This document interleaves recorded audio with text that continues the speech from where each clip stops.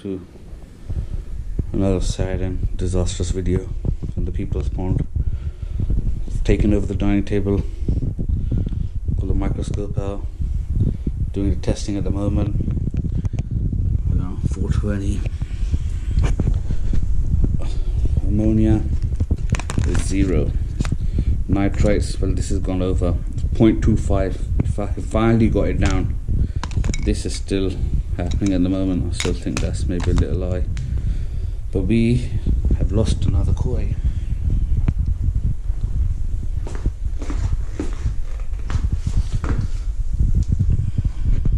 I've got it out of the pond. I've tried to put the air in, try to warm it up, but it's just not happened. This has got some huge ulcers.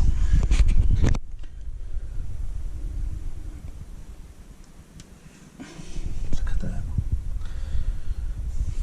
I've tried to use the tamodine, propolis, but it's a disaster. And this is one of my favourite fish because it's got the red nose. I've tried to feed it the shelled peas, see if it had swim bladder issue. That didn't work. It's literally sat of its misery at the moment. I've got fluke problem, so what I've had to do is I went to the quick shop, got the Fluke got flavine, got the propolis, I was treating with the tamodine. We've got the peas, which was non-eventful. So I've got the heater back on. I'm trying to get the heater high as much as I can to get the heat up, to get the immune system up, the rest of the koi that we've got. And maybe I'm going to start with the Fluke because the nitrates have gone down. The nitrates are going down. So hopefully we've countered that problem. And I think I have to start a treatment just to try and help, because I don't want another scene like this. This is 3 in 1 week. But this is huge. This is like about 60 centimeters.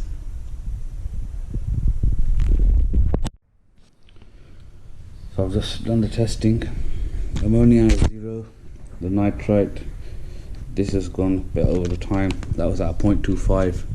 Nitrate, I would say that's probably around 20, probably still a little high, but it needs to be down a little bit more. The colour is like it's in between them, maybe 10, maybe 15, 10 and 20 between that. It's not as dark as that and it's not as light as that. pH is steady at 8.5. I've run out of the KH, so I can't test that. The GH is coming in at 13, and that with mine is quite consistent.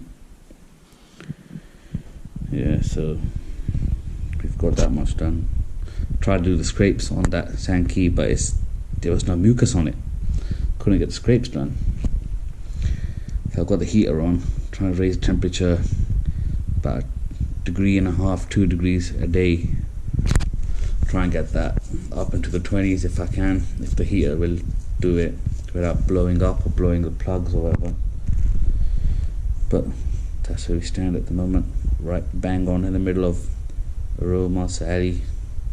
The koi are suffering, the keeper is suffering, and it just hasn't been good. That was another purchase that I've made just to try and help things, make it easier for the koi. I bought a big blue. That's right, it does the job. Hopefully there's no chlorine in there. I did check with the DPD4 and it was clean, so it looks like this is a good bit of kit. Would recommend these for every koi keeper, because that 3-stage by air, even that slow you get, I still think it lets a bit of chlorine, because I hear now in my water around here I've got chlorine and chloramine. I spoke to Andy Finch, I sent him my water report and he did give me that feedback back that we've got both, so it's not just one.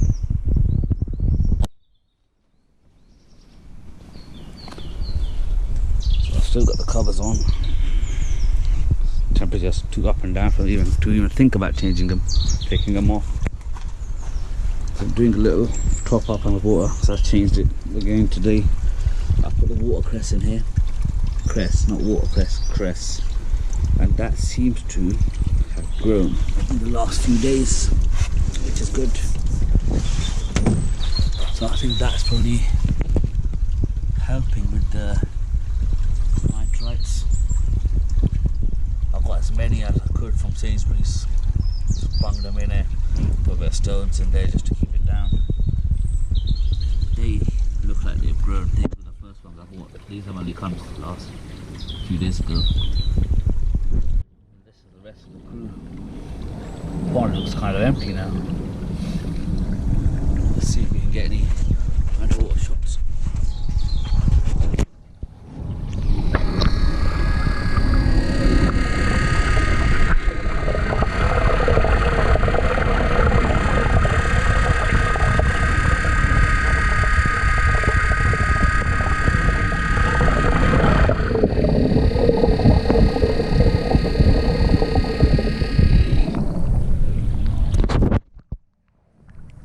Temperature is down. It's bloody weather in the UK, and it's up and down.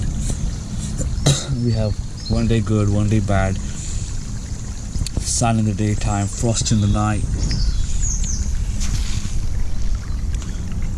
Feta is just about maturing.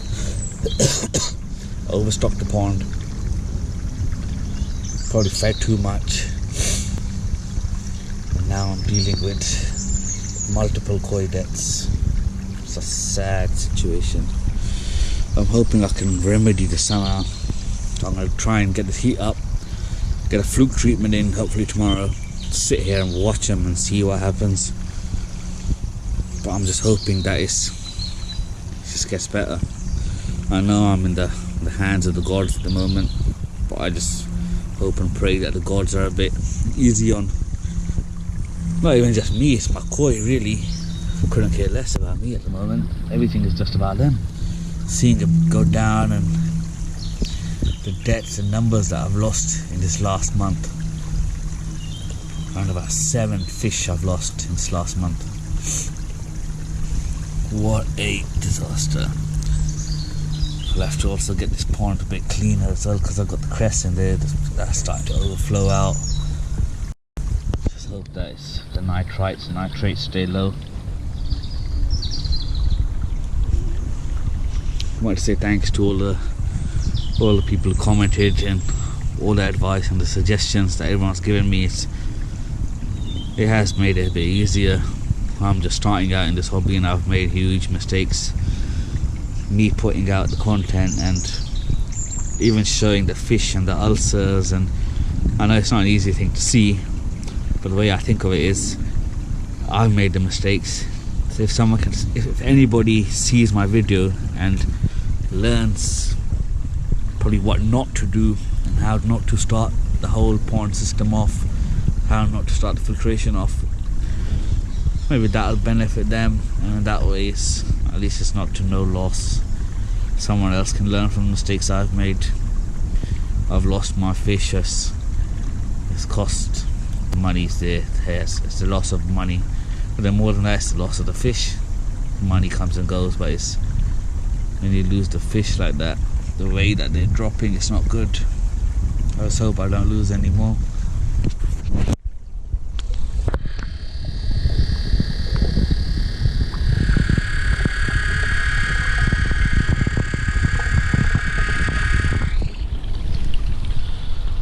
Oh God.